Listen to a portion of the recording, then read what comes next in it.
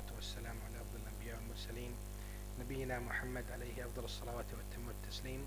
رب اشرح لي صدري ويسر لي أمري واحلل عقدة من لساني يفقه قولي.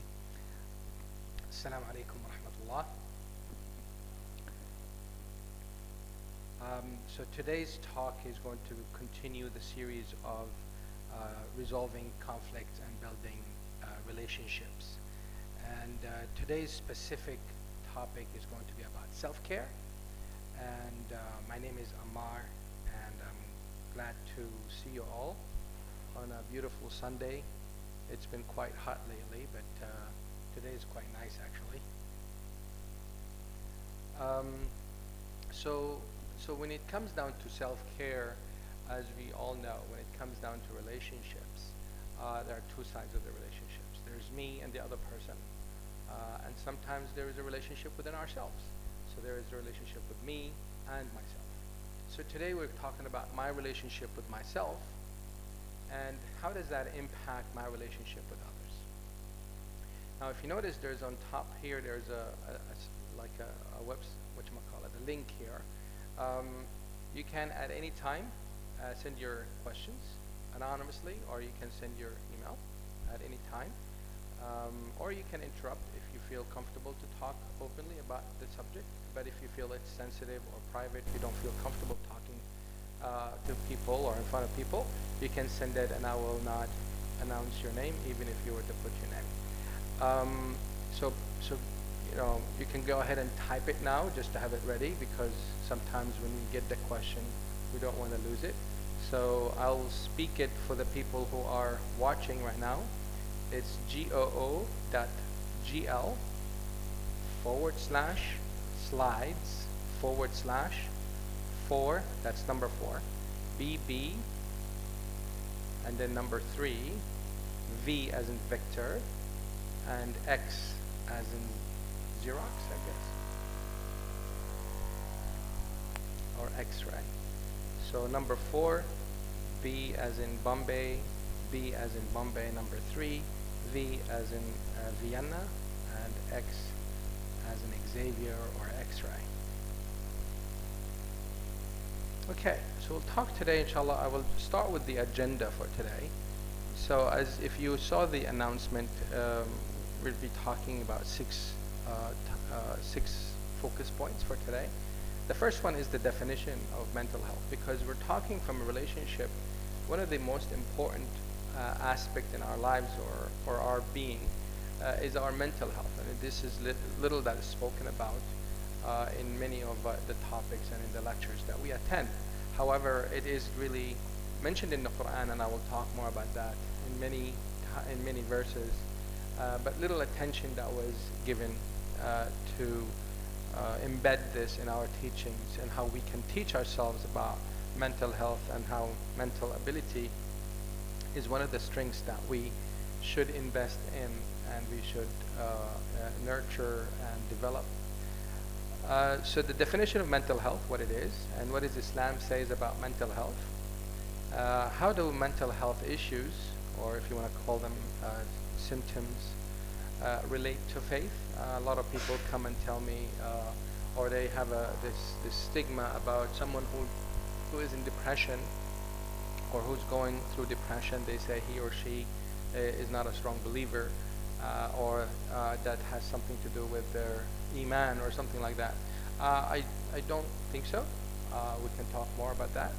I've given a few talks about this in the past, and I've still have people after the talk, they're still not distinguishing between illness, mental illness, and mental illness and belief and iman. I gave an example in the past about someone who is diabetic. Being depressed is nothing different. Okay, we'll talk more about that, and if you have any questions, more than happy to elaborate, inshallah. Also introducing, it's kind of like introducing everybody for common symptoms or common types of mental illness that we see in our daily life, that sometimes we see in ourselves. And also at the end, which is going to be the focus and the wrapping of the whole talk, is how do we take care of ourselves? some ideas that we will talk about. I will introduce to you, inshallah. And just before I forget, I will be giving a talk, actually not a talk, it's going to be a workshop at Yayasan Ta'aleem in March 2nd. It's a 3 Saturdays. So reach out to Yayasan Ta'aleem and check out how you can sign up. In the workshop, it's going to be talking about what we talk about today and even more. And there'll be more hands-on exercises, and it's a workshop. It's a complete workshop. Inshallah, it'll be beneficial to all of us. And at the end is how to seek help. We'll talk that. I'll mention a few things about that in the end. So mental health, if you were to think about it, it's actually any mental illness. So we define a mental illness is if it affects my mood, if it affects my thought, if it affects my cognition, my spirituality, and behavior. And that can happen with or without pain, with or without physical pain. Why we say with or without pain? Because sometimes physical pain comes from mental illness. Have you been stressed at work and all of a sudden you have a headache? Have you had bad backs before because of stress? Muscle tension, joint pain. A lot of pain sometimes we experience, we don't know where it came from. But the science of psychology, the science of mental illness does tell us that there is a connection between the body and the heart, the body and the spirit, the soul. And there is also a connection between the body and the cognition and the mind.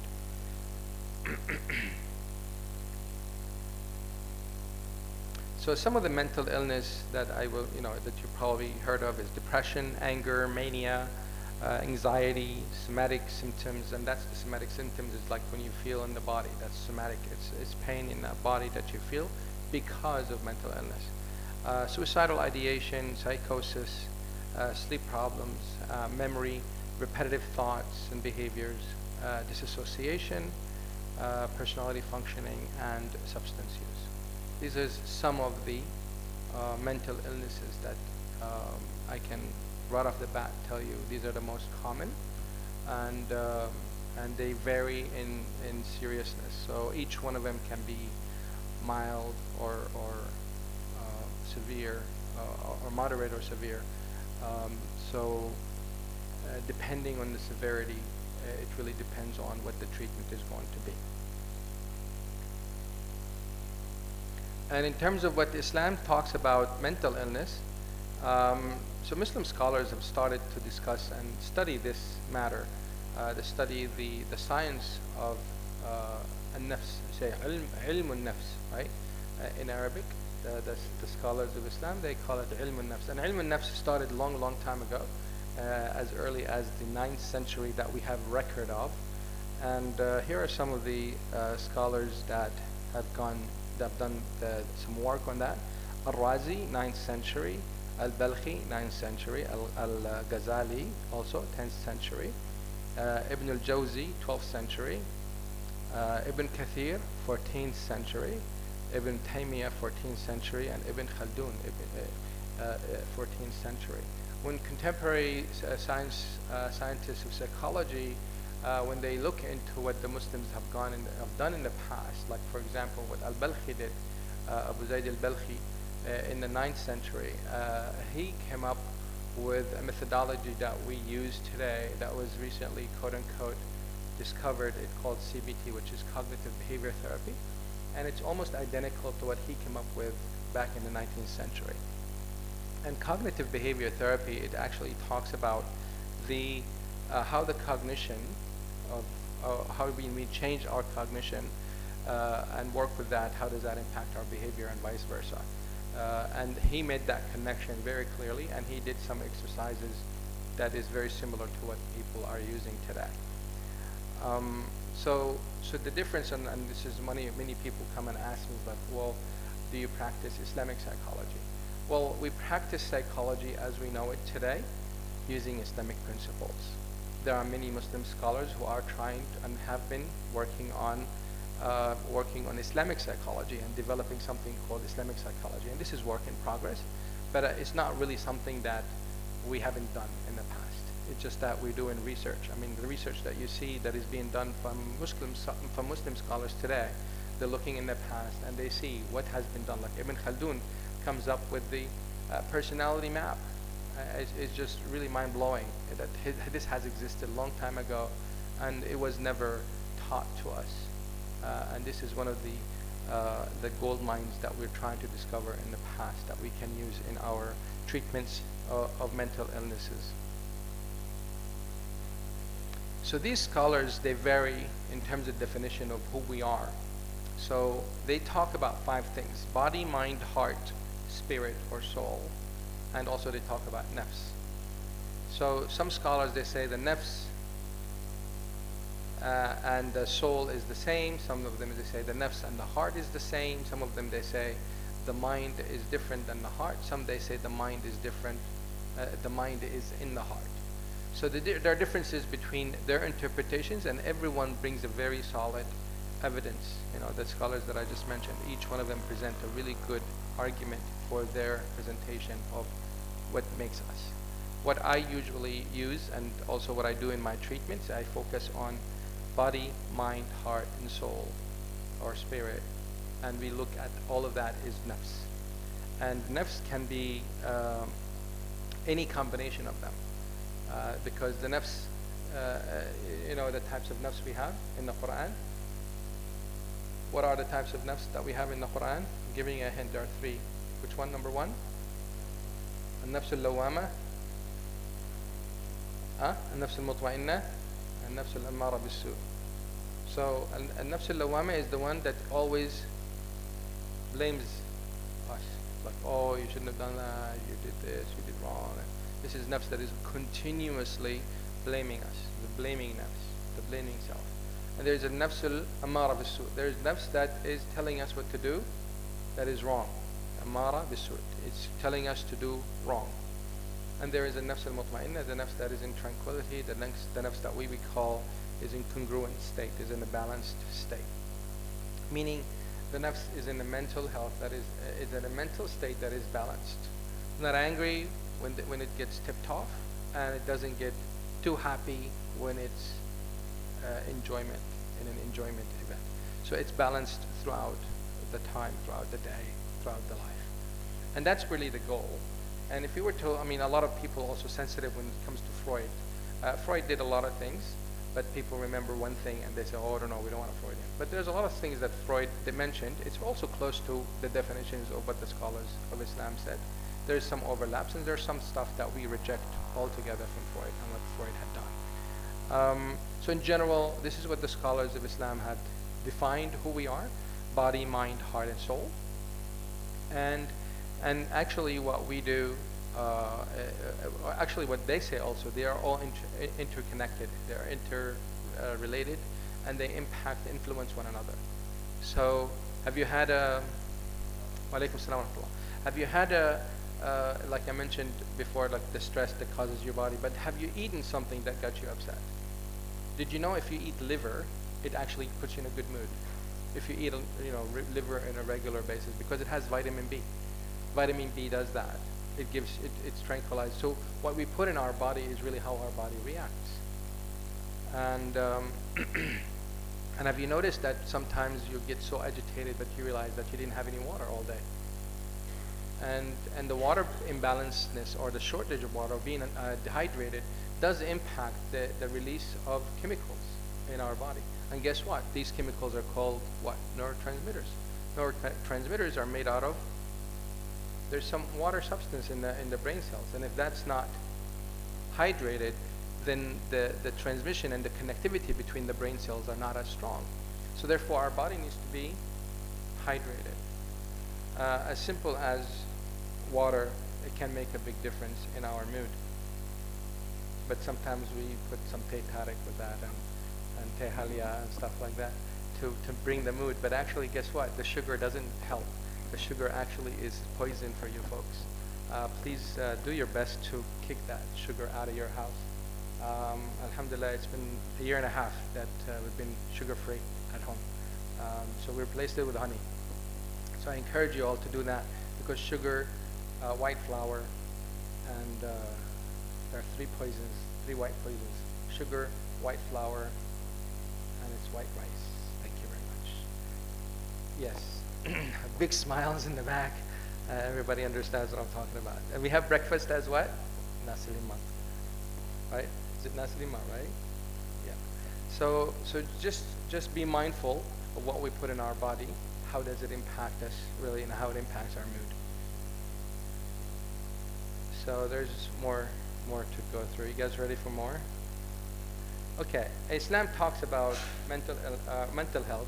The Prophet Allah subhanahu wa ta'ala says in the Quran, in Surah Az-Zumar, the troops, وَإِذَا مَسَّ الْإِنسَانَ ضُرٌّ دعا ربه منيبا إليه ثم إذا خوله نعمة منه نسي ما كان يدعو إليه. So this is a verse that Allah subhanahu wa ta'ala is telling us that when we go through hardship, we turn to Allah. We turn to Allah.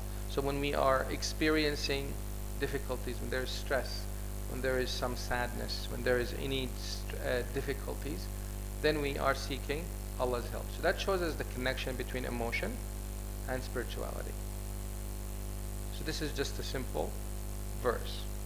Same another verse, same surah. فَإِذَا مَسَّ الْإِنسَانَ ضُرٌّ دَعَانَا ثُمَّ إِذَا خَوَلْنَاهُ نِعْمَةً. So it's another thing. It's when a man or a human being faces adversity or hardship, he will or she will turn to Allah for help. So this brings us now to the talk about religion and spirituality. So what is the difference between religion or religiosity and spirituality?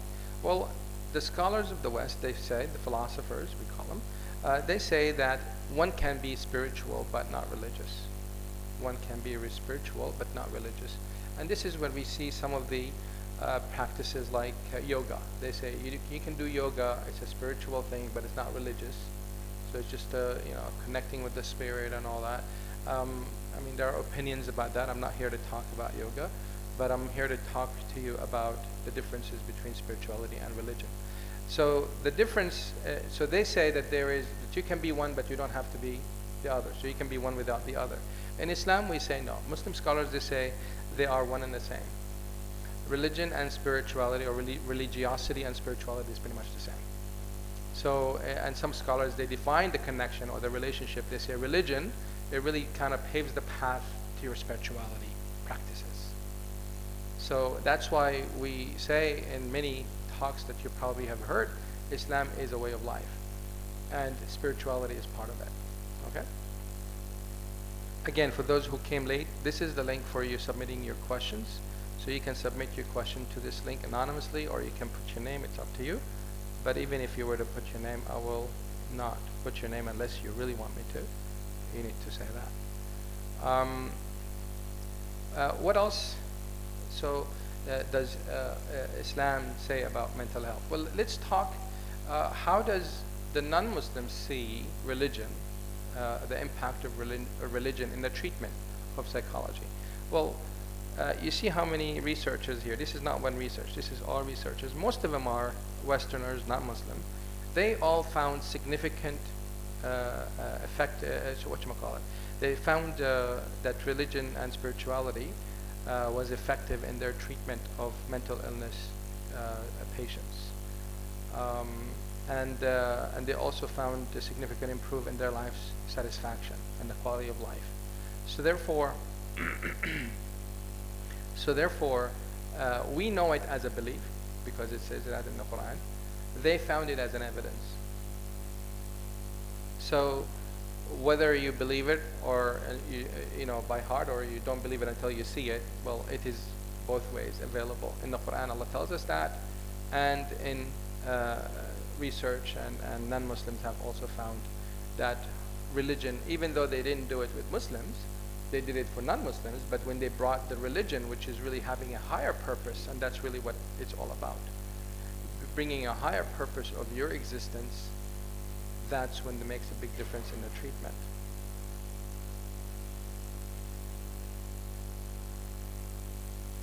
So all of these research have really they just reassured the Islamic system. The Islamic system is what it, I mean, one of the things that it enables us is the creation of the spiritual discipline. We pray 5 times a day. We fast 1 month out of the year. We have 2 holidays. We have 2 holidays, right? Because I still get a lot of questions about holidays. We only have 2 holidays. Okay, just want to make sure. So, and we go for a sermon on Fridays. I mean, some some people from different faiths, they tell me, especially it was like I think it was a Hindu. He told me, I envy the Muslims for having that Friday. I said, what about Friday that's so special? He said, the sermon. We don't have that. He said, that's a really powerful thing. But some people, you find them on a Friday, they're either playing on the phone or checking their messages while the imam is giving the khutbah or taking a nap.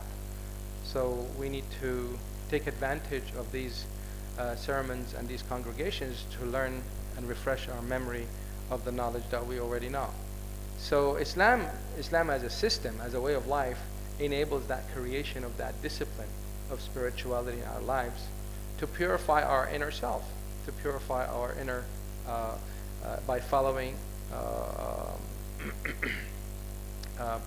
the teachings and the guidance from Allah, to protect us from the desires that we have inside us and the desires that come from externally from the environment around us.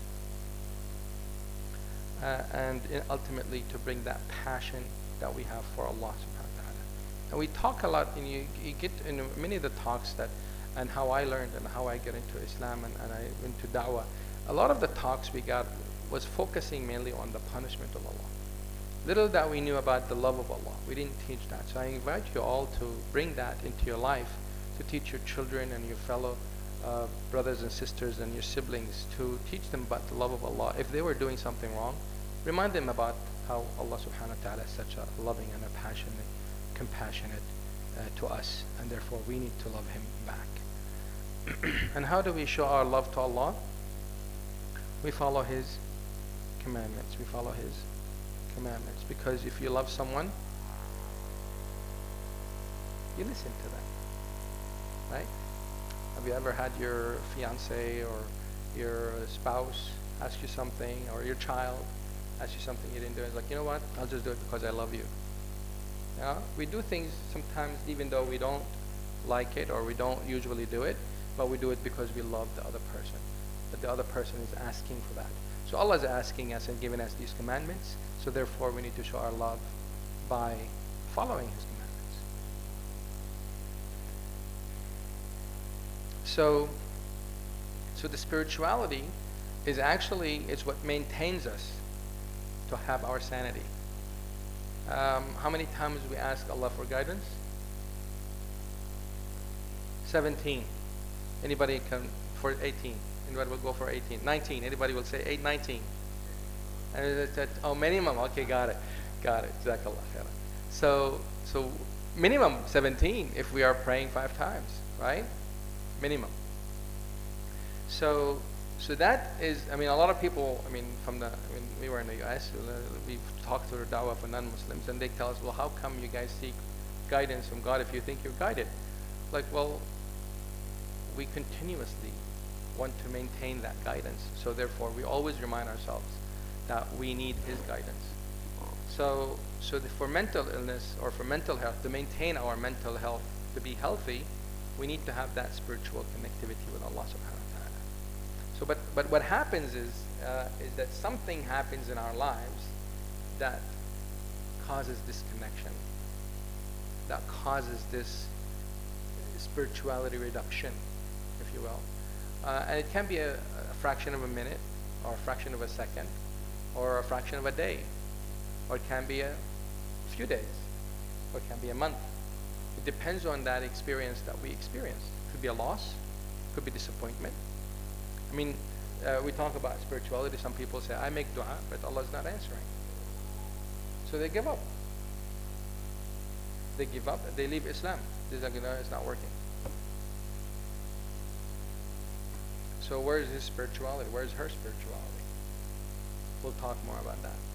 So what happened to some of the people who experienced that, and sometimes we experience that stuff. When is my prayer going to be answered? So that's where the mental illness or the mental health that is not stable. And that's what we need to be mindful of, and how we can take care of ourselves to maintain this stable mental ability and mental health. So in relationship of mental health and heart and faith, it's actually the heart.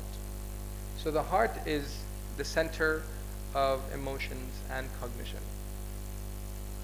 And this is another thing that the scholars have disputed, and some of them agree and some of them disagree in terms of, do we think with our mind or do we think with our hearts? Some scholars, they say we think with our mind, but we have cognition in our hearts. So what's the word? So thinking is in the mind, so that's fikr, and cognition is it's not tadabbur, it's a different word. Inshallah, I will try to remember it. And it's not fikr, it's a different word in Arabic, and they say that's the cognition that we do in our heart. So like Imam Ibn Kathir, he said about the Westerners, philosophers, he said they're so arrogant, they keep saying that our mind is in our head. And he strongly believes that our mind is in our heart. And Imam Ibn Taymiyyah goes even further, and he talks about how does the thought is initiated from the heart, and it triggers the brain, it sends the signal to give that into the brain. I mean, so Imam Ibn Taymiyyah even talks about the steps and how does that develop. So that could be the connection between cognition and thinking, because cognition is deeper than thinking. That's what we do in mental health, that's what we do in psychology. So the thought impacts the cognition, but it's easier to change the thought, but cognition needs work.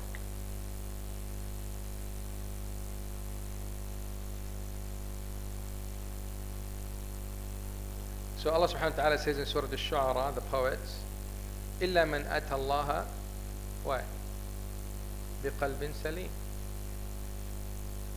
Didn't say soul, didn't say brain, say qalb. And in Surah Al-Qasas, the story, Allah talks about how the heart of the mother of Moses, how it became empty. It became empty, and then what happened? And Allah subhanahu wa ta'ala says, Lawla, if it wasn't for Allah, bound fast her heart, give steadfastness to her heart, therefore she become from the believers. So that's the connection between the heart and the spirit. So the heart and the faith. So it's the heart, the emotion, it triggers the heart. If the heart is triggered, then believe it or not, there is something about emotions that we're not able to manage to keep the heart stable. And that's why scholars in the past, they said about the illness of the hearts, and they connected the illness of the heart to the faith, to become a believer. But can you be a believer and have illness in the heart? Well, are we all in the same level of belief? No. So we cannot say someone who's going through depression, he is not a believer, or he's a weak believer. We don't know. Because when it comes down to depression, it can be emotion or it can be physical. It can be an actual physical imbalance in the body. Because somebody who has depression, you give him a pill, depression is gone. We've seen depression with people, with children as early as 4 years old. How can you talk about a child 4 years old who doesn't have belief? They don't even know what that is, but they are experiencing depression.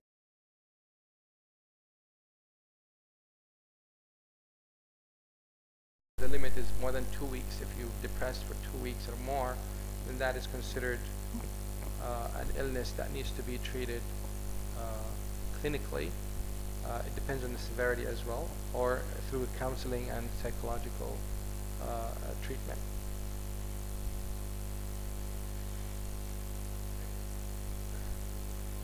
I'm sorry? I couldn't hear you. Mood swing is it's basically what it is. So the brother is asking, what is mood swings? Mood swings is when you feel low and high, meaning that you feel low, no energy, no excitement, nothing, and all of a sudden you're very excited, very happy, and then you go down in the same day, a few times. So feeling ups and downs like that, that's instability, and that's what I called earlier. It's called mania or bipolar. I mean, it's not necessarily all the same. It could be that, or it could be emotional instability that needs to be stabilized by cognition or working with the emotion itself. Does that answer your question?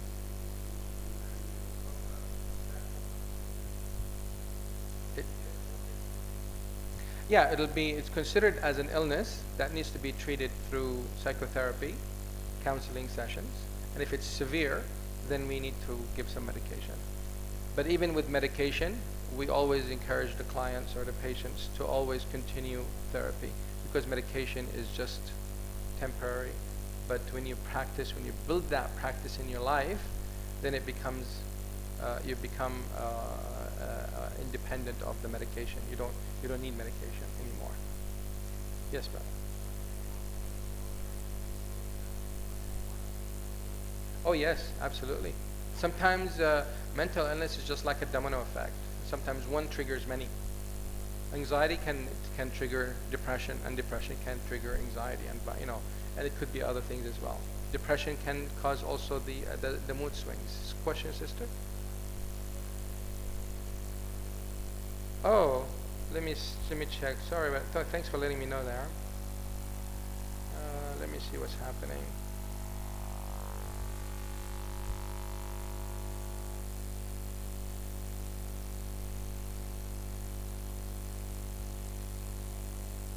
That's weird.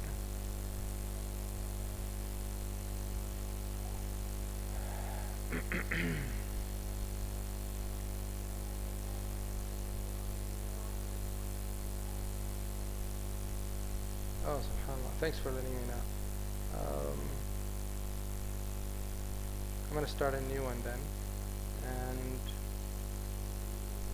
accepting questions. Oh, it was limited. Sorry about that. Okay, now it's open for everybody, but I think the link is changed. So now the link, the last 4 or 6 characters are GGFXRB. GGFXRB.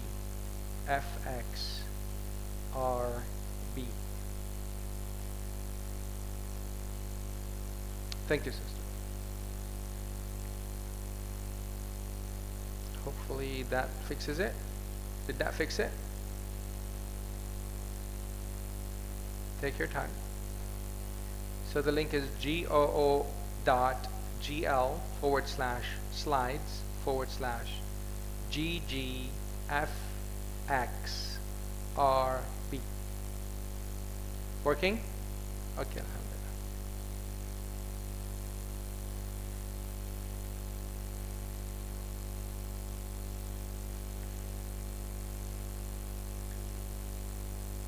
So when people talk about depression or the heart, or when the mother of Moses, her heart became empty, it doesn't mean that she was not a believer.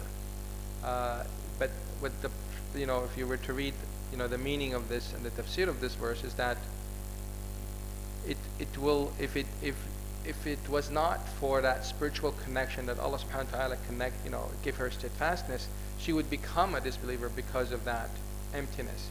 And if you ask anybody who is depressed, what's the common feeling that you go through or you feel? Say, I feel emptiness. So Was she depressed? I'm not going to say that, but all I say that what Allah subhanahu wa ta'ala says, that her heart became empty.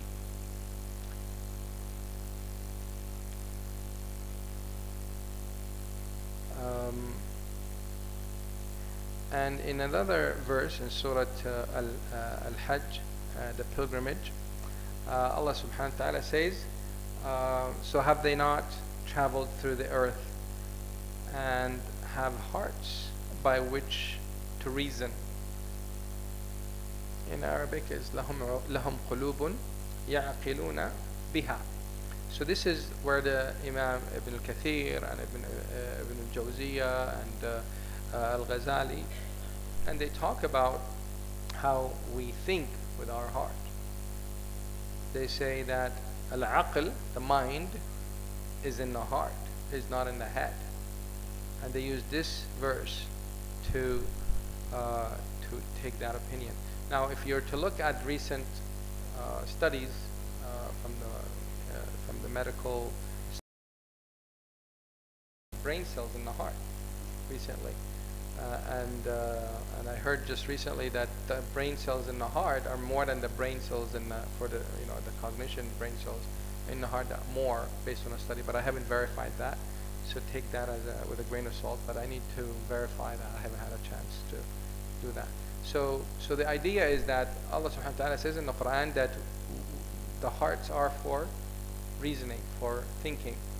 So, and that's the cognition. That's where the power of cognition is at. And that's what the scholars of Islam talk about. But this is not necessarily spoken about from a Westerner philosophers or research. They haven't gone that far yet. So therefore, when they tell us that we think with our mind, we say we think with our hearts as well. Because the Muslim scholars, they say the thought starts, the internal thoughts, the inner thoughts starts with the heart, and it then goes to the mind. And the mind kind of puts it as so the cognition becomes a thought in the brain, and then the brain sends it to the mouth, how we want to express that thought, or write it, or something like that. So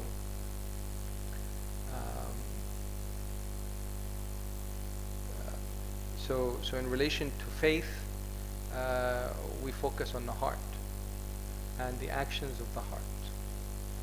I'd like to remind you all also about the hadith of the Prophet ﷺ when he was a youth, when he was young, before the message. Angel Gabriel came to him when he was with Halima as-Sa'diyah in the Bedouins. He was not in Mecca. And Angel Gabriel came, he was a youth, and opened his chest and took a cloth, which is the share of shaitan. And that's what the hadith said. It's a sahih hadith. And that's the share of shaitan from his heart, and therefore shaitan had no power, for the desire of shaitan doesn't have any power over the Prophet ﷺ. And the narrator of this hadith is Anas ibn Malik. Anas ibn Malik is who? Related to the Prophet ﷺ. Who was Anas ibn Malik? What did he do? He was a servant. He was a servant of the Prophet ﷺ. So he saw a scar from the neck to the stomach. From the neck to the stomach.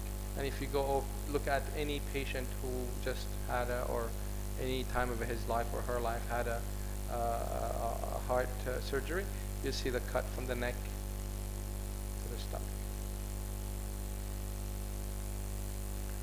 So this tells us is a physical thing that is in the heart. It's not like virtual or theory or no. It's a physical thing. So therefore, now this hadith tells us the heart is vulnerable with what?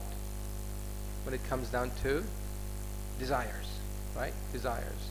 So desires come from shaitan, or it comes from globalization, or it comes from the TV, or it comes from school, or it comes from any other source that is around us, and it triggers that inside us. And if we're not ready, if the heart is not ready, then we're easily impacted.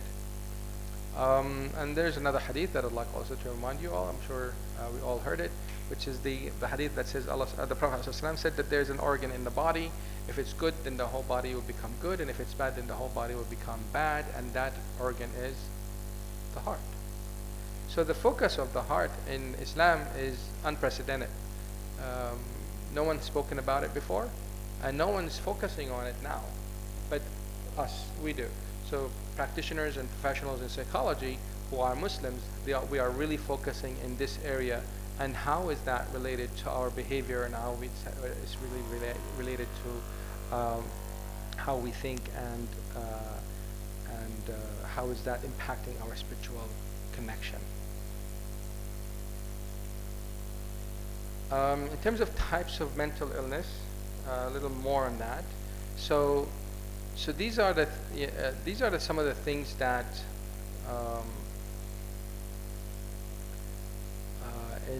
in a combination of any of the three or four things that we talked about: the mind, the body, the mind, the heart, and the spirit.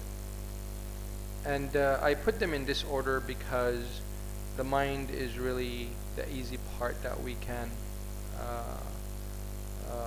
talk to, and that goes to the mind, and that goes to the heart, and that goes to the spirit. And the spirit is the deeper part that we want to change, because you can change someone's behavior from the body and the acting, but the spirit, the heart and the spirit is not changed. So they can do that for 5 years, for 10 years, and then flip. Like, how come they flip? Well, actually they didn't flip. It was never gotten deep enough in their lives. They did it because they pleased parents, and that's really a parenting talk. It's a different talk about that. How we can raise our children, love Allah, love Salah, without us really telling them when to pray and how to wake up, and when to wake up and to do what, or read Quran, or sign them up for forcing to go to Quran tahfiz classes or any of that. How do we raise them that they want to do that? Because we see them that they do want to do other things. I mean, they do have that desire, but what can parents do to help the children grow in that mindset, or that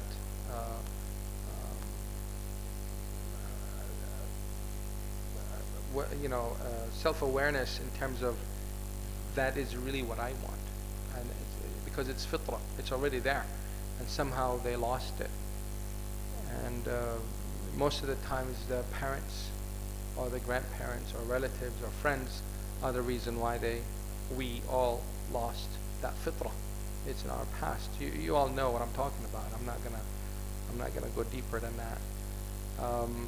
But our past really impacted who we are today. And so when it comes down to what impacts us, there are external things that happen to us, experiences, things we learned. These things that are external from us, that impacts our heart, our thoughts, our spirit. And also internal to us, memories, interpretations, beliefs, and a whole lot more. The way we communicate, the way people communicate to us, self-sabotaging, clash of values, clash of principles, death or divorce or any kind of separation, changing school, changing work, changing home, moving out of your home. There's a classic story of a case study, I would say. A family moved out to a new place, and the child is like 5 years old. Everybody's packing up in the moving truck, and nobody's talking to the child what's happening. The child was traumatized by that experience. She thought they're gonna be homeless, and her interpretation of homeless was miserable because the parents told her how bad homeless is. This is a story from the United States. So the child grew up traumatized by that experience. When she became old, she always had a connection problem with people, had trust issues. So that experience was in her subconscious when she was 5 years old, but she never really thought about it until later. Anger, things that it does impact us, dysfunctional life or family life, having a dysfunctional work environment, dysfunctional community that you're in. Sometimes also genetics, illnesses, infections also sometimes does impact our mental illness, and it can cause serious or long-term disabilities in terms of mental illness disabilities or mental health disabilities. Loneliness, feeling lonely, um, inability to socialize, traumatized, abuse, substance use, midlife crisis. Guess familiar with that? Where did that come from? Now guess what? Now they have quarter life crisis. People at the age of 24, they have a crisis similar to that of those who are 50 and above. Where did that come from? Inshallah, you can attend more of these talks and I'll be more than happy to share with you. It's just that I need to focus on topic for today. Low self-esteem is one of the common factors, I would say. And anxiety, I didn't mention anxiety has different types of anxiety. So there's anxiety disorders, mood disorders, psychotic disorders, and each one of these is multiple. Like anxiety can be anxiety, the social anxiety can be phobias, can be a lot of other things that are under anxiety. Impulse control and addiction disorder. The weirdest or the strangest addiction that I've ever heard of is someone who's addicted to eating plastic. I know, right? It's really strange. Yeah. They just, if they don't eat plastic 3 bags a day, they get they get unstable emotionally. They get angry, agitated, and all that. But that's not one of the clients I've dealt with. But so personality disorders, there are a few different personality disorders. OCD, which is obsessive compulsive disorder. PTSD, which is post-traumatic syndrome disorder. Stress response syndromes. Dissociative disorders. Factitious disorders. Sexual and gender disorders. Somatic symptoms, tic disorders, self-harm and body dysmorphic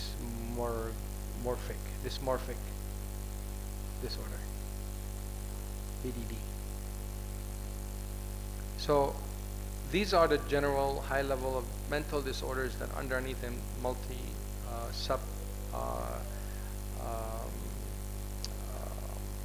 diagnosis for each of these types.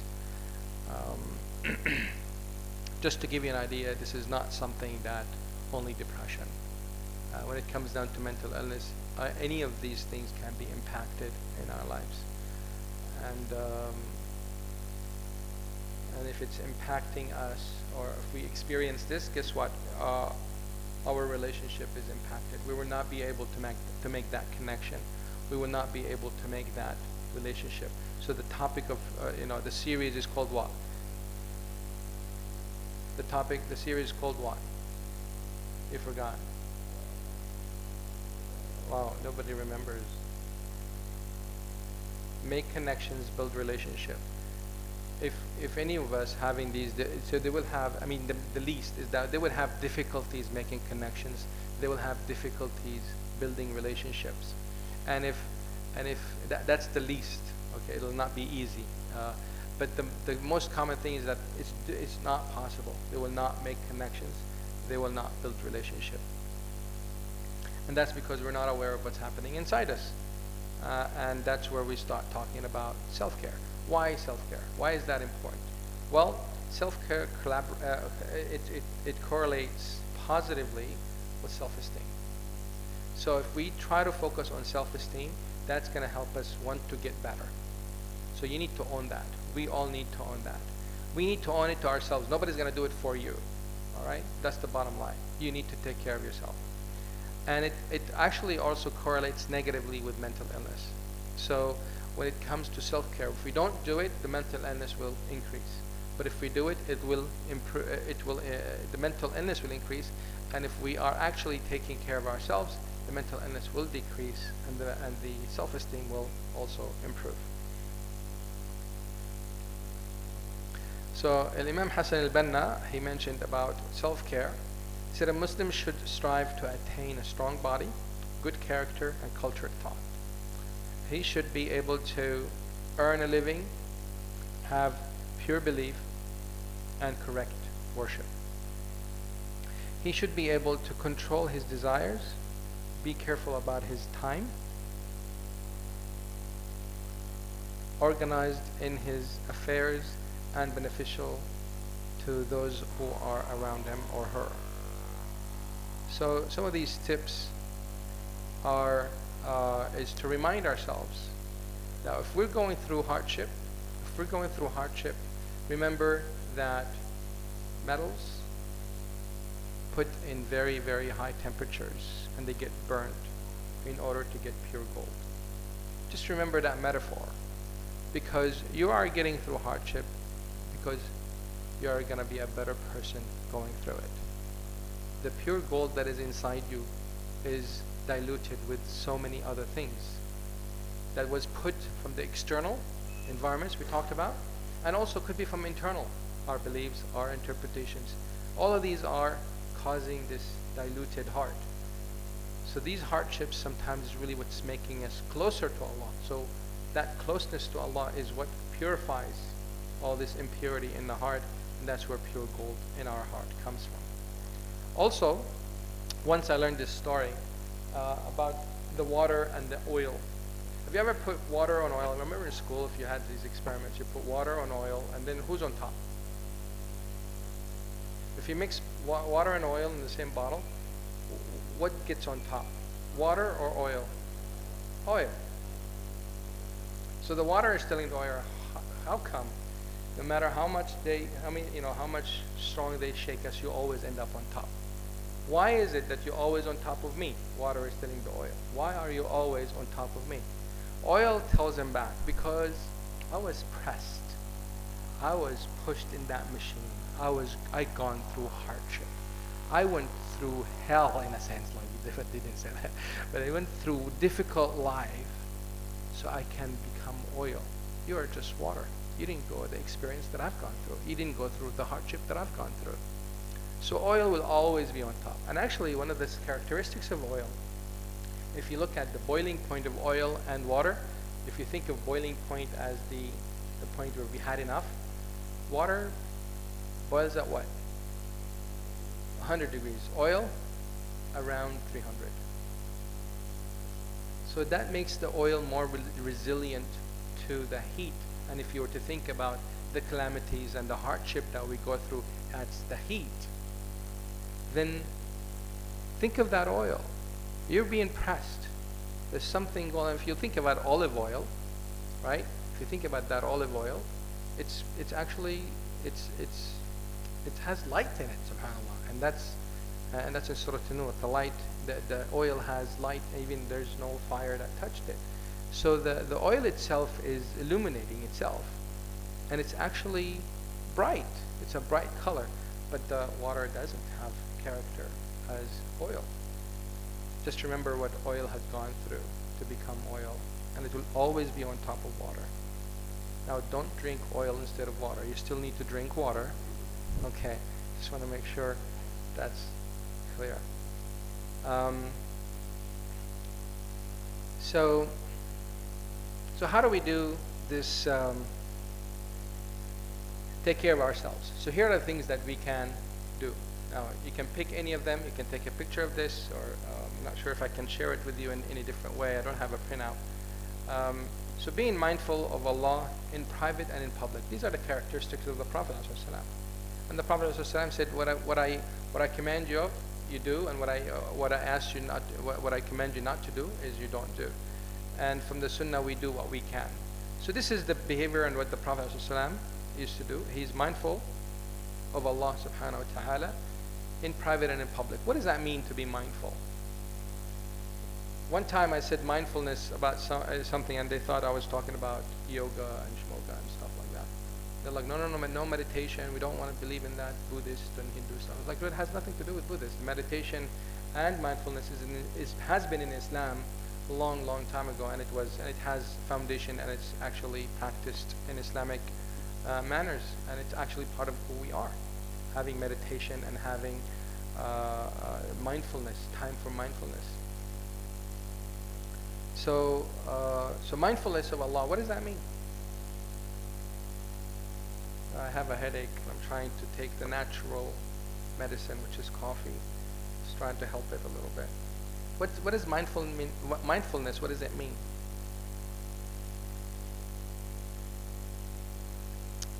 Mindfulness.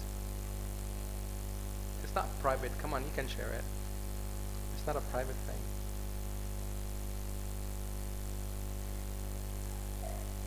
Okay, I can't have more coffee, I guess. Anybody know what do you think? What do you think mindfulness? Mindfulness. What does that mean? You want me to point somebody? Do we have microphones? I don't know if you have microphones. Yes, brother. Always being aware of Allah. So, very good. And His presence. Very good. I would like to add to that your presence as well. You are being present in the moment. You being present in the moment and knowing Allah subhanahu wa ta'ala is also present in that same moment. Allah is watching, Allah is aware, Allah is hearing and seeing. That is mindfulness. But you can't do this mindfulness if we're working. We need to take time off. We have to plan for that. So therefore, when you want to implement mindfulness, you need to have a time in your day for mindfulness and meditation or contemplation, if you want to call it. You need to plan for that. Just be mindful. Think. What did you do today? What are the things you've done? Or where are you right now? Your breathing, your movements. Who's in control? What's happening? Would Allah be pleased with where you are today at this moment or other moments? So mindfulness doesn't just happen. You need to plan for it. Okay? Fairness in anger and satisfaction. You need to be fair. Yeah, please come here. You need to be fair to those who are around you. And guess what? You need to be fair to yourself. And that's what I'm talking about, self-care. You need to be fair to yourself.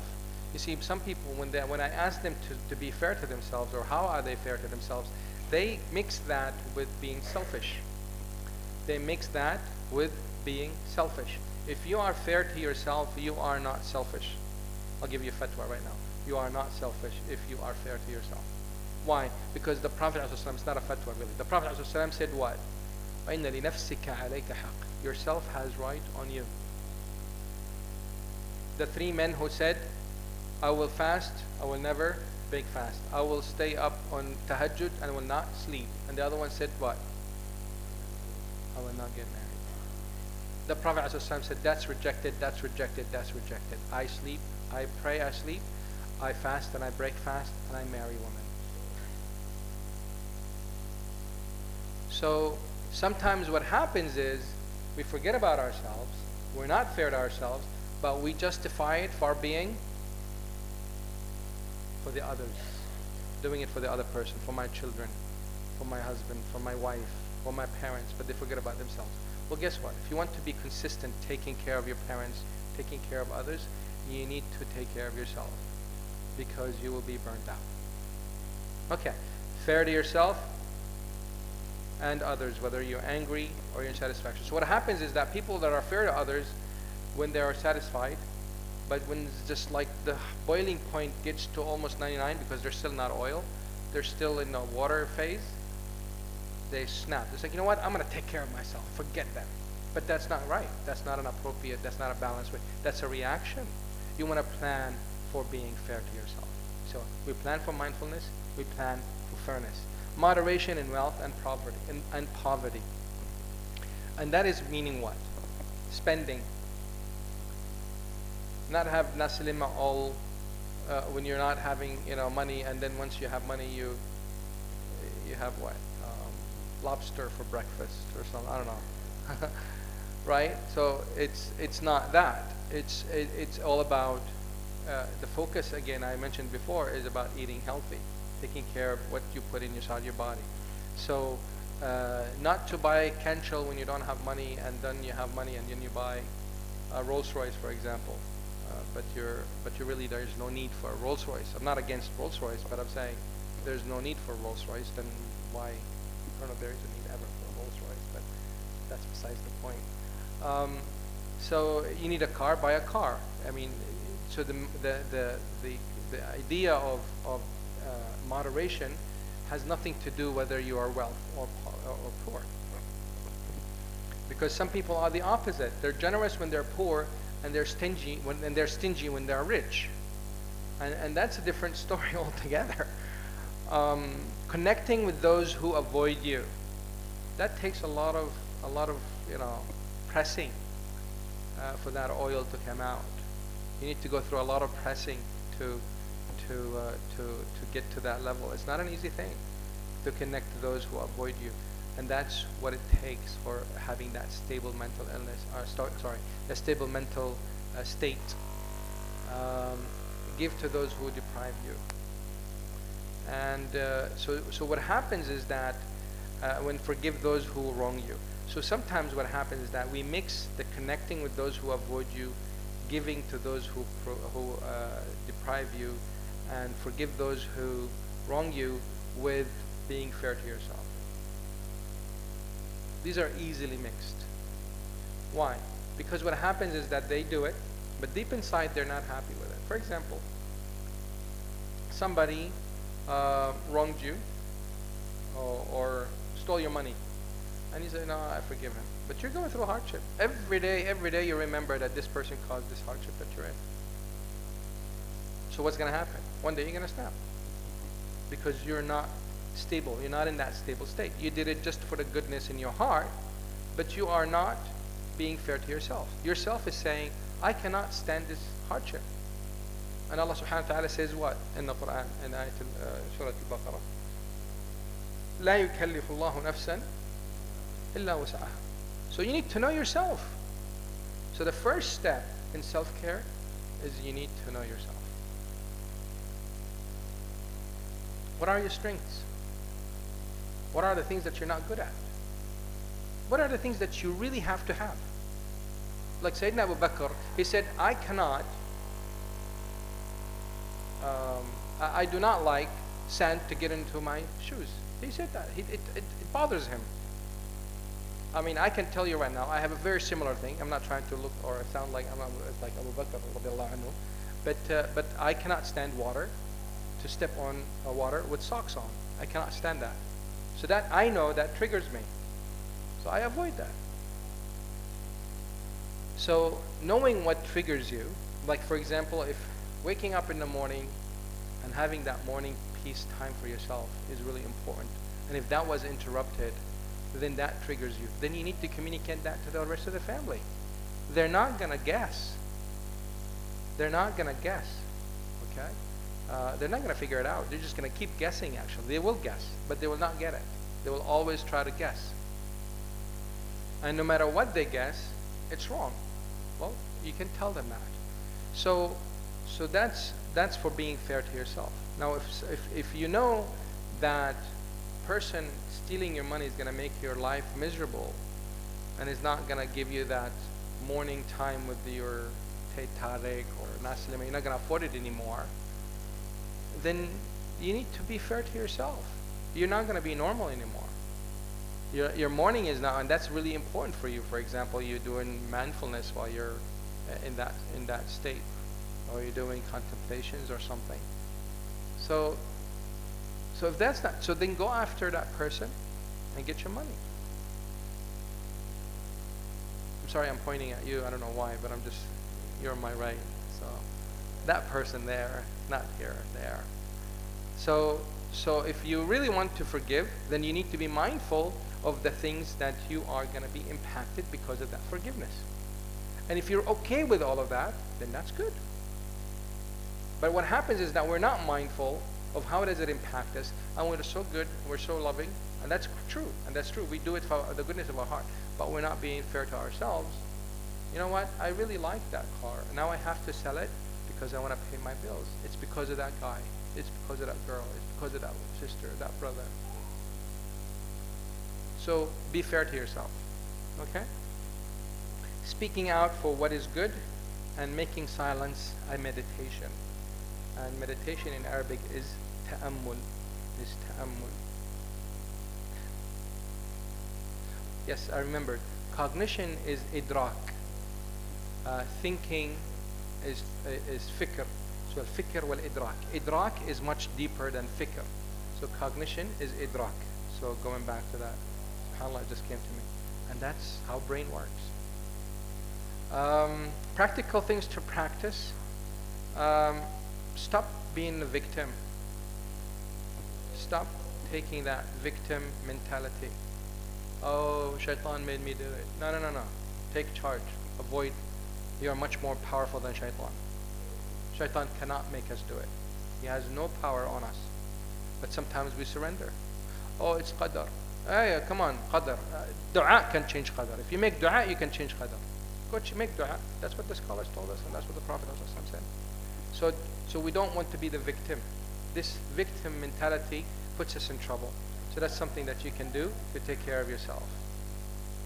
Live your life driven by tawbah, not by guilt.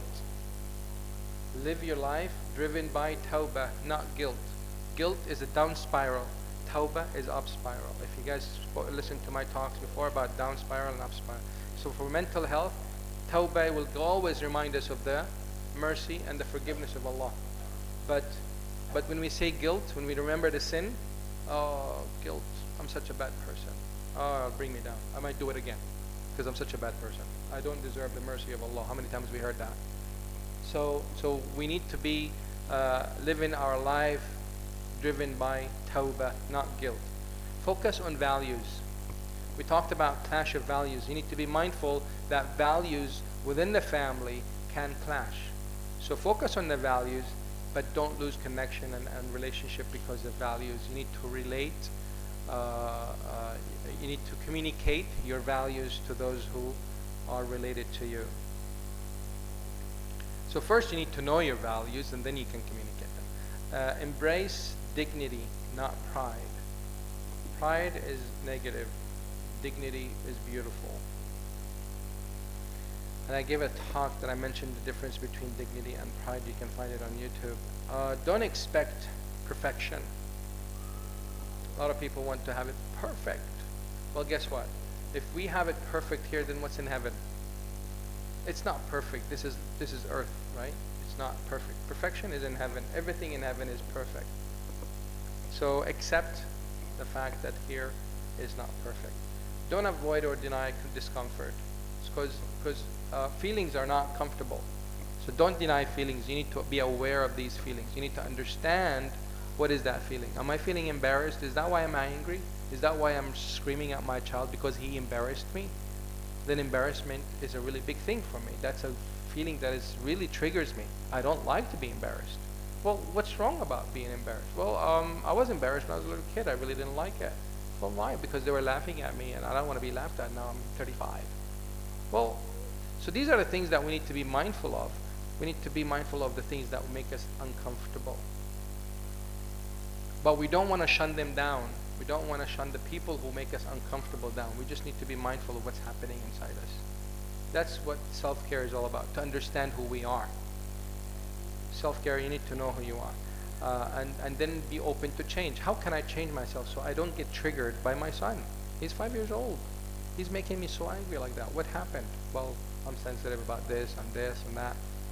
And there's nothing wrong to be sensitive, by the way. It's just knowing that this triggers, and you just need to have a different or change in terms of how does that communicate it back to your child or to the person who is causing that feeling. Take calculated risks. Don't just take risks. A lot of people think, oh, I took a risk. That didn't work. Like, what did you do? Did you do any homework? Did you study? Did you assess? Did you? No, I just took a risk. Tawakkul. It's a problem. Tawakkul is misunderstood here somewhere in the Muslim community. It's really strange that they want everything to be on Allah. So what are you doing? It's like, no, I put it on Allah. It's like, yeah, but what are you doing? It's like, oh, tawakkul on Allah. It's like, yeah, but what are you doing? Nothing. So the understanding of tawakkul, I give a talk about the etiquettes of Islam, and we talk about one of the things is tawakkul, and that's one of the acts of the heart, actually. Tawakkul has 3 aspects.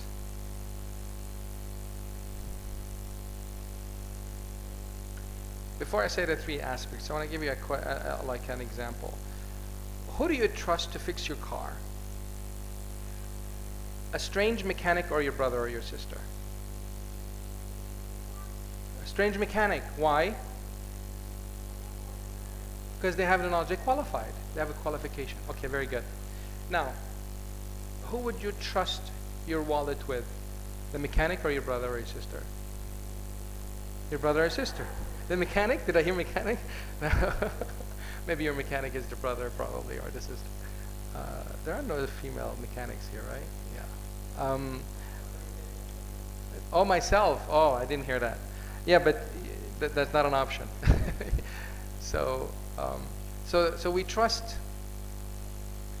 ourselves or the siblings, but we somehow give our car, cost, I don't know, a few thousands, but the wallet has maybe, I don't know, a couple of hundreds. But we trust our car with a stranger just because of qualification. Isn't that funny? So imagine you gave your car to the mechanic and you didn't do your homework. You're like, tawakkal, man, it's okay. The car broke right next to this mechanic. It's qadar, let's do it. Just take it to this mechanic. But this mechanic turned out to be like he just opened his shop yesterday. He didn't know about that. And he ruined your car. You didn't know. So this tawakkul is not valid because we didn't do our homework. We didn't check really if this mechanic is good. We could have asked the mechanic, do you know my car? Have you worked on my car? You've done your homework.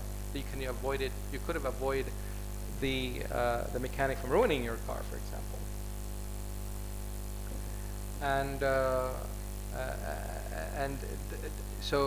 So even though you know the mechanic has qualification, so you trust him based on the qualification.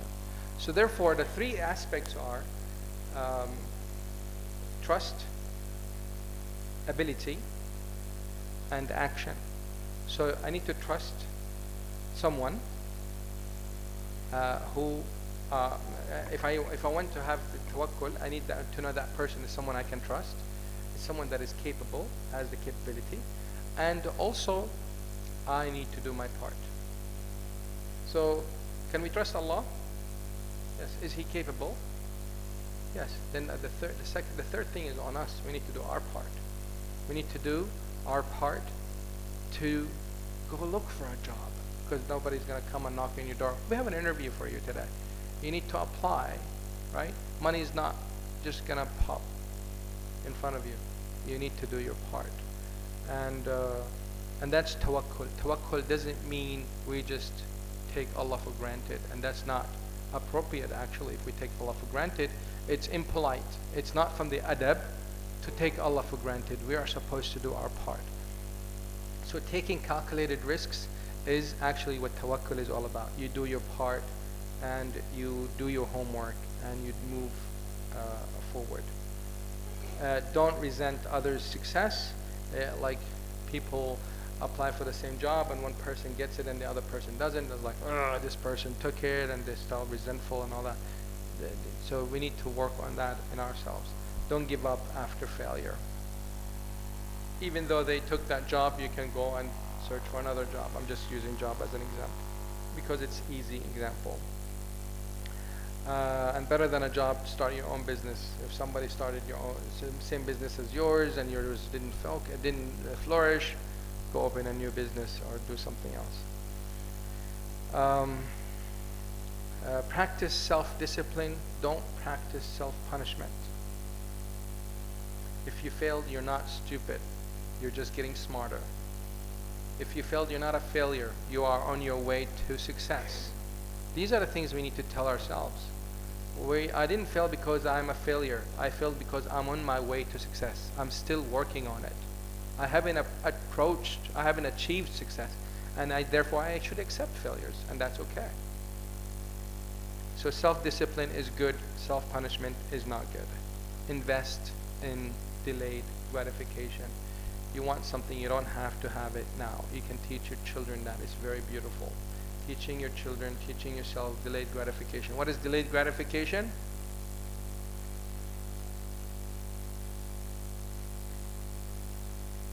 When I was in college, I think I can share that with you.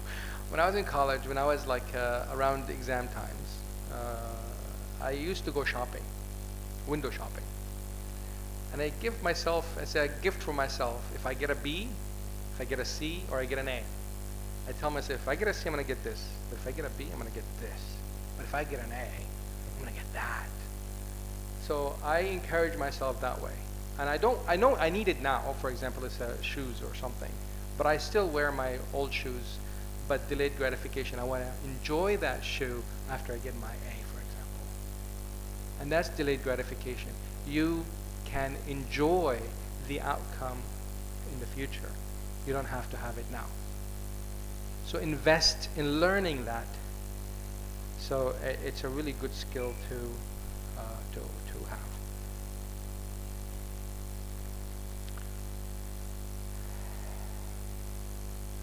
I'm running out of time. I have to go through this really quickly. Yeah. So I'm going to go through this. I'm going to share with you this list. This is a short list. You can contact me personally. I can send you these last slides, snapshots, if you want the list of things to do, inshallah. This is the countdown, I call it. Every day, this is a countdown from 10. Every day, you need to drink 10 cups of water, 9,000 steps a day, 8 hours of sleep, 7 minutes of meditation, 6 minutes of gratitude before sleep and after you wake up, 5 small meals daily, that's 3 normal food and 2 fruits, or 2 fruits meal, 4 deep breaths a time, and that's a deep breath that you count to 4, hold it in for 1 or 2, and take time to exhale to count of 6 or 7. So exhaling it needs to be longer. That's deep breaths. That's 4 deep breaths at a time, especially when you are going through a rough time. Take these deep breaths. You notice the exhale is a lot longer. You're allowing, alhamdulillah, you're allowing the carbon dioxide to release your lungs from the blood, and you're allowing the oxygen to get in the blood. You're giving it more time. So you do need to have these long exhales. But what happens is that people, or no, they let it all out at the same time. But actually, when you make your lips a bit like as if you're sucking from a straw, or you're blowing in a straw, you're reducing the exhale time to make it longer, or you're extending the exhale time. You're reducing the amount of exhale that is being done. 4 deep breaths, 4 sets of crunches. Sorry, 3 sets of crunches many times a day. You need to do them in 3 sets. That's for core muscles. That's for so that goes along with body exercise. So you have the 9,000 steps a day, and then the 3 sets of crunches. You can do this after each salah. You'll be Superman or Superwoman. 2 hours of no screens before bed and after you wake up. 2 hours, folks. You owe it to yourself. 2 hours before you go to sleep, do not touch any screens. Turn off all screens. Yeah, I know it's tough. I know. Yeah. Inshallah, you'll be able to do it. And then 1 short break every 30 minutes of focused work. When you are focusing in your work, take 1 short break every 30 minutes. It's really more productive that way. Some studies in Europe, they said 20 minutes. But I think 20 minutes, I've tried it. It's really, really small. You cannot do a whole lot. But 30 minutes, I think, is about right. Just take a small break every 30 minutes. You'll be good, inshallah. That'll give you this ability to rejuvenate every 30 minutes, and inshallah, you'll be energetic throughout the whole day. Tips of seeking help. If you suffer or you notice anything that what I just mentioned about mental illness, be mindful of the stigma. You need to be mindful who you talk to. You don't want people to like, oh, you're not a believer, you're just being, baby, or stop whining, all that stuff. You need to be mindful that people they have stigma about mental illness. You need to be mindful of who you talk to.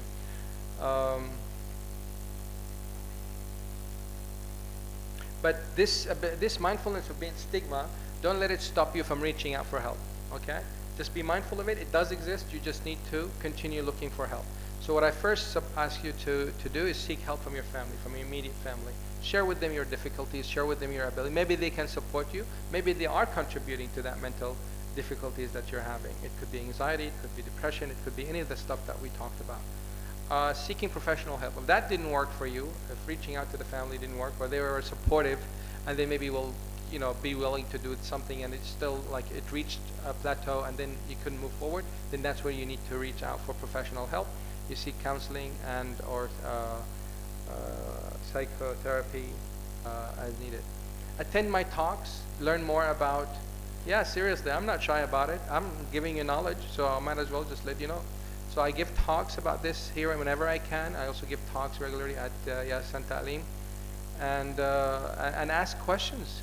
Don't just attend my talks, but attend my talks and ask questions. Look up the talks that I've done here on YouTube. There's some of them that are really got a lot of good feedback on. It's also about relationship building, making connections and building relationship. So I have this workshop about know yourself at Yayasan Ta'aleem I mentioned before. It's a 3-day workshop from 9 to 1 p.m. March 2nd, 9th, and 16th. I don't have the contact to how to contact them, but look them up, Yayasan Ta'aleem. Everybody knows what they are. So here is the thing about seeking help. Some people's like, does it work? Does it really? Is it worth my time? Blah, blah, blah. Okay, so business studies in the U.S. This is a study from the U.S. 70% of individuals have significant reduction of symptoms, and 90% have significant improved quality of life. So if that's not good enough for you, I don't know what else would it be. So mental health services like counseling and psychotherapy, it does work. And what I always tell people, it works, but it takes time. Because if it's something that is in the past, well, guess what? It's a lot to work with, and we need to start getting deeper and deeper to get to the heart, and inshallah, it will improve the spirit. What if we don't seek help? What happens? And this is from real stories, folks. Some of you might think of it as extreme or something, but you will be, the people who do not seek help, they end up being unnecessarily disabled. What does that mean? That means they don't leave home because of anxiety, because of depression, because of somatic symptoms. It's all in the body, pain, and they're like, I cannot move. But actually, it's all mental illness related. So seeking help will prevent this from happening. Unemployment, it will impact your performance at work, whether you like it or not. And it could be also dropping out from schools. Your performance at school will be also impacted. Substance abuse or substance use, smoking, alcohol, drugs. That's a natural flow if we don't seek help. Homelessness, you lose your home because you cannot afford anymore. Jail time, your anger or your aggression or the feelings of embarrassment, even sometimes it becomes as aggression. Feeling of loneliness sometimes goes as aggression. And if you look at what's happening in the U.S. is, and Europe also, they advanced in technology and they brought all these, gadgets and all this stuff, but they failed in a social level. They miserably failed. You look at what's happening in the school, it's all about emotions not being addressed by the parents. Well, if you want to predict what's happening in Malaysia in 5 years from now or 10 years from now, look what's happening in the U.S. today. Because it's coming unless we do something about it, folks. And it's your call. Losing your deen, and that's very common these days amongst the youth. Amongst the adults as well, amongst the older people as well. People are just not able to manage all that pressure and all these feelings, internal feelings that they have, and suicidal and wasting lives. Suicide, killing selves and killing others, aggression on others, and that's very, very common these days, especially in the United States. So in the U.S., the cost of not treating mental illness is more than $100 billion. So let's help the new government around. I don't know if you like the new government or not, but give them a chance. So I need your feedback, please. Go to this website. I really, really need your feedback. I need to know how was the talk for you. You don't need to tell me who you are. It's up to you if you want to. It's really short. It's relationary.com/PEC, P-E-C. Fill the information. Give me all the feedback you can get me so I can improve to present this knowledge to other people, inshallah. And here's my contacts. Actually, this is my assistant contact, and I think I have my cards here if you're interested to contact me directly. Okay, I'm going to stop here and see if any questions. Let me take out.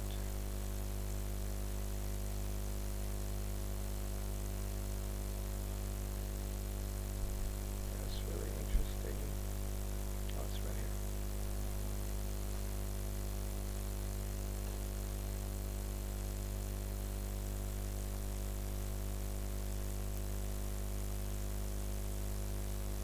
Anybody have any questions or comments? Let me see the online.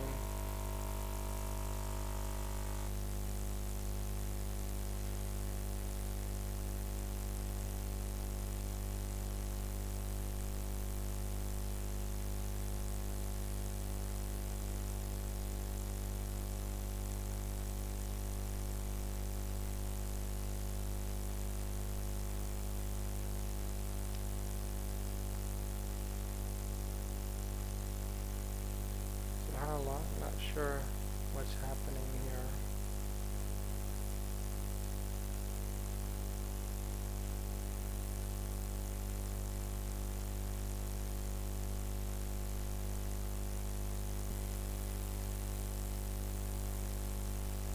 Okay. Oh, mashallah. I don't know, we have time. Okay, so what is the best way to inform your parent or your partner that you're living with depression?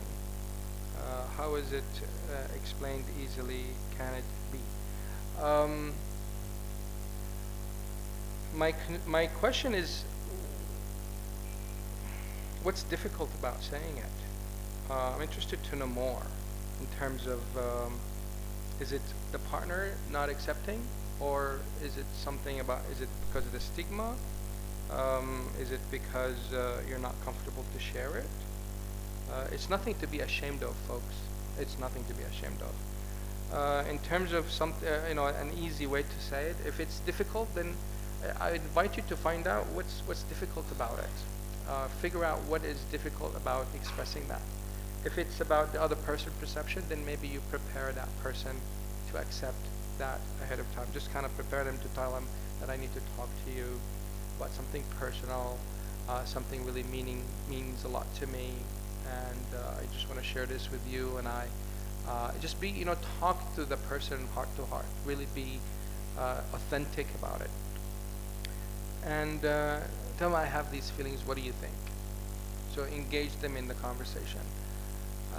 And if they're not receptive, if they're like, no, it's not a big deal, and like, no, just like tell them this is something that I've been working with. I've been going through. I read about it. I think it is really depression, and I need your support. So you tell them the problem and tell them what you need from them. And if they're not responsive positively, you tell them, I really need your help.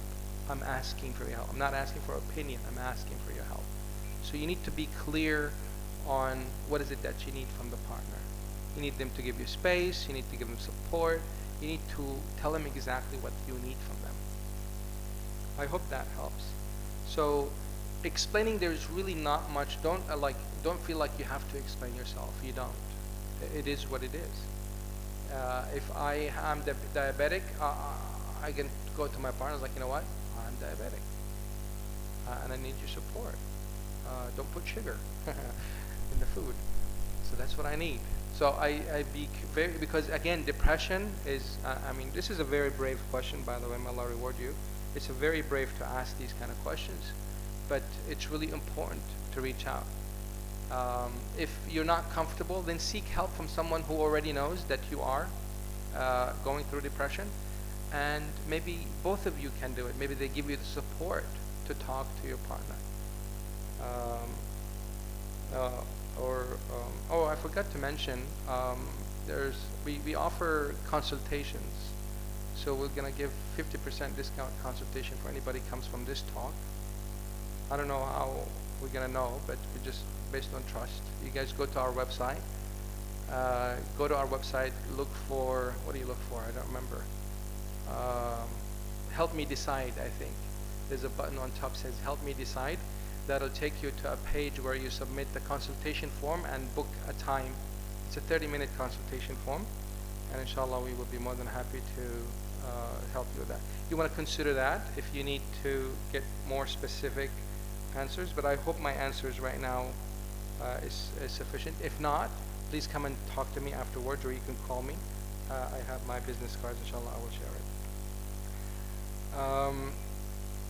How can a person with depression avoid passing symptoms into other family members, especially children? The I wouldn't. I would like to invite you. Sorry, I would like to invite you not to worry about that. If you have depression, you already have a lot to worry about. So I would like to invite you to take care of yourself. Don't worry about other people at the moment. Just be mindful. I mean, the fact that you're mindful that you have depression is a lot, and that's a lot to go through by itself. So worrying about others is something that maybe can make it even more burdensome for you. So I invite you to let go of that and focus on yourself if that's possible. If not, then maybe you want to take action, reach out for help sooner. Because if look, here is the if I'm in a hole, I mean, I'm not saying if you're depressed you're in a hole, but I'm saying if I need help, if I feel in a hole, I cannot worry about other people from not getting it, because I need help to get out first, right? So I need to get out first, and then after I get out, I can make people like, you know what, there's a hole here. Don't fall into the hole. But I'm in a hole already. Nobody's going to hear me. I'm going to have my own difficulties really getting out of the hole. So if we're in trouble, and that's the same thing for anything in our lives, if we are facing difficulties in our lives, we worry about others not to be impacted, but I invite you to focus on yourself right now. You're not being selfish by focusing on yourself, because you will need the most help right now. Okay? So I hope that answer makes sense to you. Nevertheless, your concern is valid, but it's not the right time for you. I would like to invite you to focus on yourself. So you're a priority right now. Just like in the airplane. I mean, that's a better example. How many people flew in airplanes? All of us, right? Yeah. So, or watched a movie about airplanes, right? So what do they tell us about the announcement for safety? Oxygen masks drop. Do what? Put it on yourself, then help others. So I invite you to take care of yourself first, and then worry about others. Put your mask, the oxygen mask, on yourself before you help others with the oxygen mask. How to control our emotions when dealing with our young children. I know, right? It's difficult. Who seem to disobey and ignore our orders for everybody, for everyday activities, like taking showers and study. How to make them listen? Okay. I usually have it's a really good question. By the way, the answers that I gave earlier, if the person feels comfortable to talk to me now, I'm more than happy to elaborate, or they can talk to me later. So for this question about having children control emotions when children don't listen or don't obey. So I'm going to tell you a story. I'm going to answer this question with a story. Imagine your child, you're taking your child to school, and imagine your child left the umbrella. Or you know what, make it, left her backpack, the school bag, the school bag, she left it at home. And you're rushing out of the home, and on the way, you're stuck in traffic, your child is saying, Mommy or Daddy, I forgot my backpack. I forgot my school bag. What do you do? I mean, emotions are going to go through the roof. You're stuck in traffic. You're not going to do a U-turn for another half hour. You need another hour to go back home, and another hour to go back to where you were. So all these thoughts are going, and your emotions are going through the roof. Compare that to someone else, a friend of yours, who left her purse after she visited you, and she's going to her car. What do you tell her? Oh, so-and-so, you forgot your purse. But for the child, what do we do? How many times have I told you to put your purse? How many times we need to go through this? Can you not listen? What is wrong with you? Right? That's a very common thing we ask our children. They're like, I don't know. You're the parent. You should know. I don't know what's wrong with me. But you see how we treat children differently when we treat our friends. And that has nothing to do with the child, folks. It's within us. It's within us. These emotions are really not coming from the child being disobeying us. These emotions are coming from us. Maybe an expectation. Maybe that's the thought that comes to your mind is like, I wasn't like that with my parents. Why is my child like that with me? Well, guess what? Children don't know how to communicate. but they learn what gets your attention. If disobeying about taking a shower is going to take time to spend time with the parent, guess what? They're not going to take shower because they're taking your attention. They're not being disobedient. It could be that they just want attention. I don't know. But kids communicate in this oddest way. But they don't know. All they care about is attention, and they learn when they don't do what you like, that's when they get your time. That's when you listen to their needs. So be mindful if that's a possibility. So it's really not much that I can do with the child. I can only help you to see what's happening between you and the child. Okay, how do we sign up for counseling session? You can go to our website. The first step is you do a consultation, or you can just book any of the services that we have. If one of the family member is experiencing mental illness, how do we support her, especially when she's not cooperating very much? Depends on her mood. Yeah, Jazakallah khair. So yeah, if somebody is in a mental illness or going through mental illness difficulties or mental symptoms, they're not going to be cooperative. I mean, that's a given almost in all cases. They could be because of many possibilities here. One is that they don't see it as a problem. Two, they don't see that they're worth it. Three, they maybe feel that they are burdening you. They're putting a burden on you by doing all that. So there are a lot of things that is going in their mind that is causing them feel that they don't need to cooperate. So by conversation, by telling them the advantage of going through this journey, that you're going to be there with them to support them throughout that. And like you said, pick the right time to talk to them about it and just do the action right away. I hope that answered. Another question is, for a person who is an introvert living with depression, it can be difficult to verbalize feelings or lack thereof, or even to pinpoint what is wrong. What is your advice on how to communicate low mood or no mood to family members? So communicating low mood is really just saying that I don't feel energetic right now. I feel low. I need, like the feeling would be, I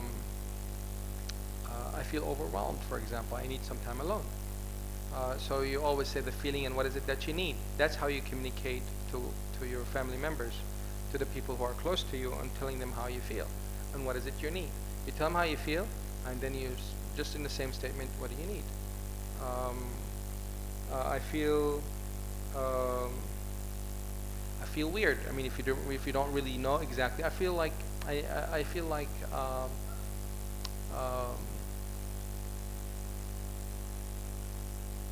I mean, you can use low or low energetic or low energy or feeling down, and I just need to have a walk. I just need to be alone. And if they didn't listen, and then you just repeat that, I was like, I'm sorry, I really need this time for myself. I love you, I really want to spend time for you, but this time I feel like I need to be alone. And just share that with them. But if it's really feeling low, I invite you not to be alone, and I invite you to see how you can. For an introvert, I understand that you do need that time alone. But if it's really frequent and if it's really strong, I encourage you to seek for help, for professional help. So there's really not much we can do here. It's something that needs to be assessed by professionals. Is it normal to have feeling of sadness and emptiness when we are alone,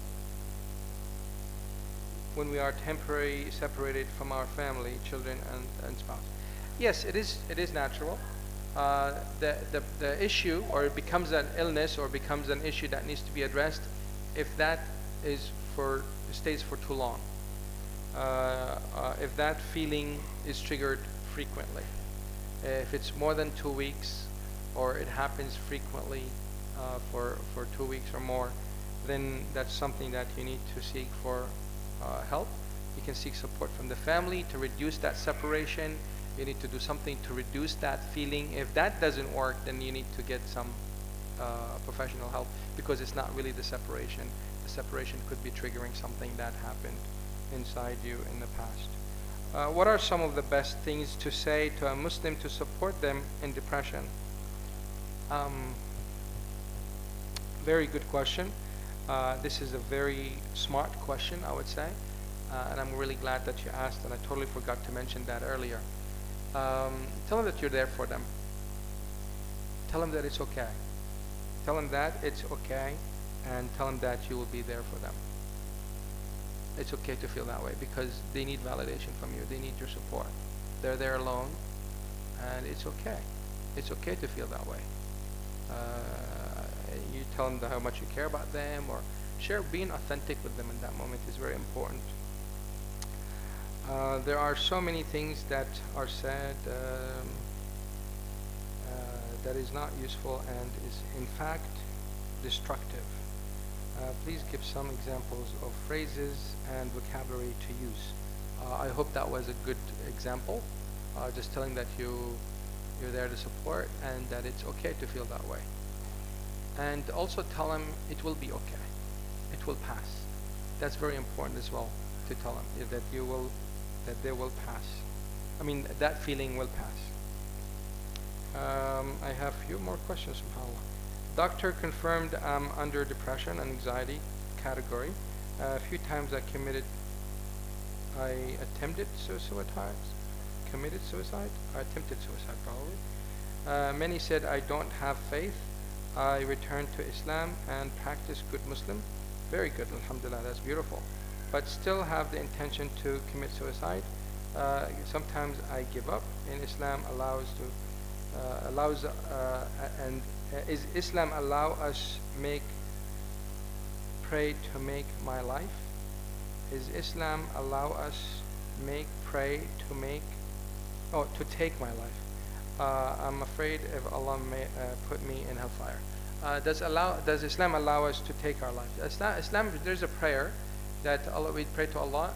Allah, give me life as long as life is good for me, and give me and cause me to die if death is better for me.